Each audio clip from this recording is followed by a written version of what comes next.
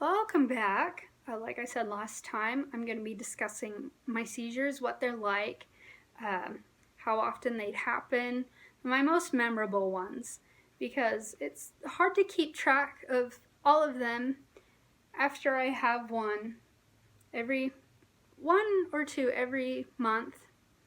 But like I said, I haven't had a seizure in 5 months as of yesterday, which has been fantastic because my seizures are not fun.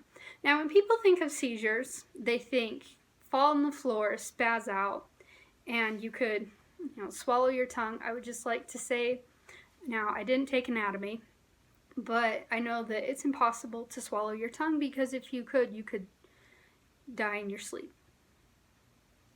But anyway, my seizures are like the lights are on, but nobody's home. But I just want to say that when I seize, recovery takes about 10 minutes to come back into it and gain my consciousness, you could say.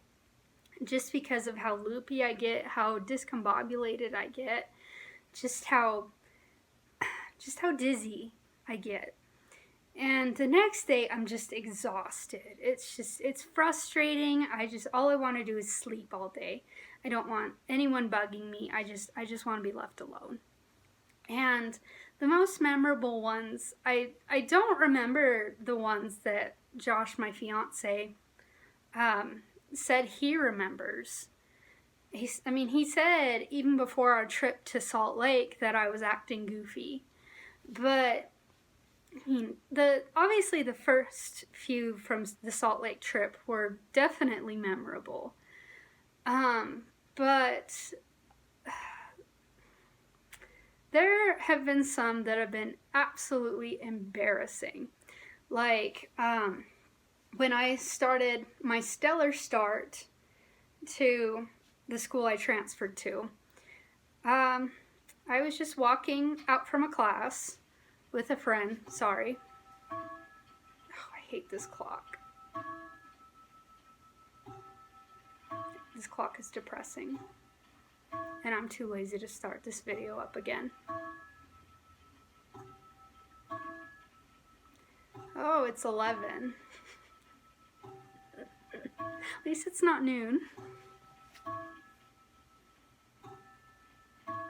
It needs wound. Oh, it's done. Great. So anyway, when I transferred to this school, a friend and I were walking up to the dorms from choir. And I felt kind of loopy, but I didn't say anything. Next thing I know, my pants are wet. I was like, well, that's weird. So I asked this friend later, because I talked to my doctor about it. I said, I think I seized. And so I talked to my friend later about it. I said, do you remember this happening, me acting kind of loopy? She says, yeah, I noticed that. So, yeah, nothing like peeing in front of your friends. Peeing your pants in front of your friends. I haven't done that since middle school. And they really weren't my friends. But anyway, then the next memorable one, this one was terrible. This one was devastating, was my car accident. And this was on my way home for Thanksgiving. This one could have killed me because, sorry, I might get emotional during this. I felt something weird and I should have pulled over. I felt it. Because I get this feeling before a seizure. It's called an aura, a seizure aura. And mine happens to be extreme anxiety. It's a sensation you get before you seize. Mine's extreme anxiety. I just get really uptight. I get scared.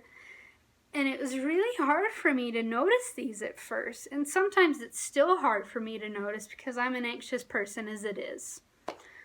So other sensations can include deja vu or euphoria.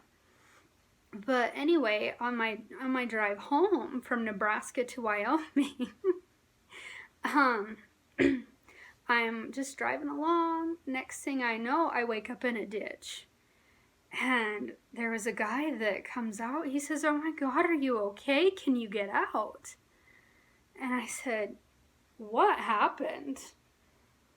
What happened?" And I'm sure he thought I fell asleep at the wheel, and we're just going to let, legal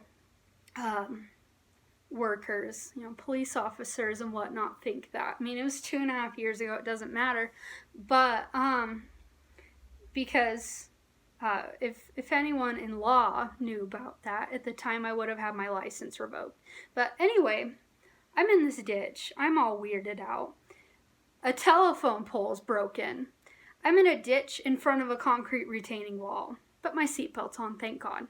Wear your freaking seatbelt. Wear your seatbelt. There are 4 ways that could have killed me. Had I hit somebody, I would have felt terrible. Had I not worn my seatbelt, that would have ended me. Had I hit that concrete retaining wall and I was feet away from that, had I hit that, that would have been lights out. But anyway, after this wreck, it caused some drama with my family, which definitely stressed me out. And just a seizure, something I have absolutely zero control over. And as I discussed in the previous episode, I cannot drive until 90 days after my last seizure. And like I said, this whole thing was relatively new, so it was really hard for me to recognize that I was feeling a seizure. It's tough, especially when you're an anxious person enough as it is. So my next memorable seizure was my Europe trip in 2019. On our flight there, I forgot to take my medications because of the time change. And I was with my fiance and his family, and it's kind of funny how this worked out, but also not. My fiance's brother asked me, what are 3 things you want to do in London? And I said the first 2, and the third thing, I barfed everywhere. It was fantastic. Nothing like throwing up is the thing you want to do in London. And so we immediately left, and I felt terrible because we're in a restaurant, and we get up and leave, and I'm being escorted out, and I'm so loopy, I didn't know what to think. And I said, "What happened?" They said, "You seized." I was like, ugh. And I mean, I had a little to drink, but I found that alcohol does not cause my seizures. It doesn't.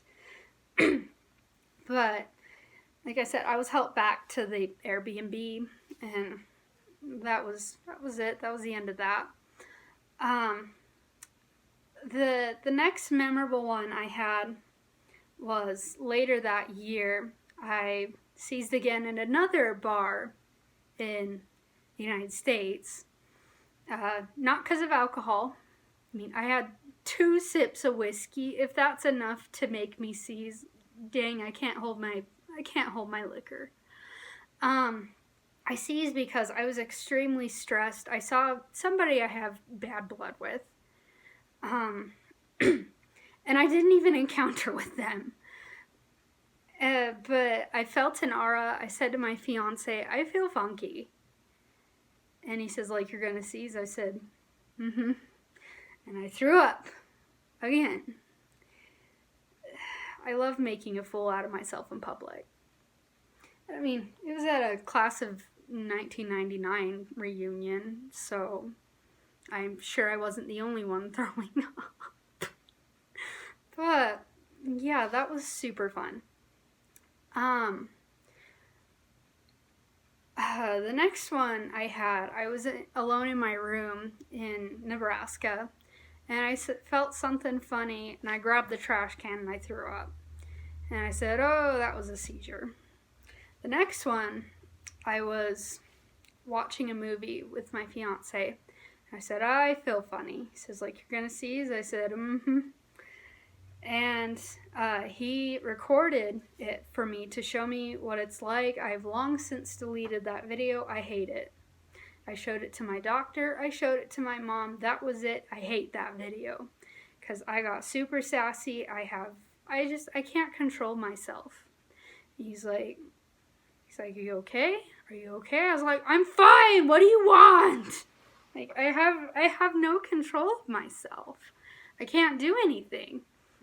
And I finally get a hold of myself afterwards. But during the seizure, I watched it with my doctor, and it's eyes dilated, just absence. Like I said, the lights are home, nobody's there. It's just terrifying. And I'm starting to heave, and my fiance's shoving the trash can in my face, and I'm pushing it away. He says, "Hold this," and because as I come to, I'm capable of grabbing trash cans by myself. So I take it and use it, and that's that. The most memorable one after that was my last seizure in July.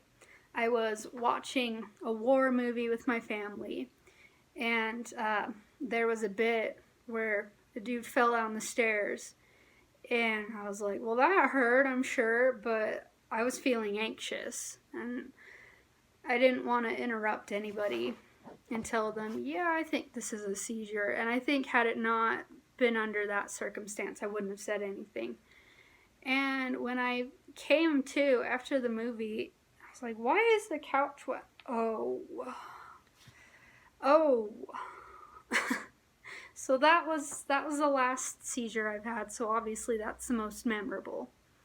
So after all this and all the medications and whatnot, we've done a ton of testing and a ton of procedures to try to figure out why this was all still happening, why everything we've done hasn't been working.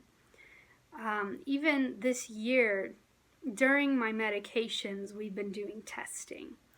And I will go into all that testing next time. So, again, thanks for watching.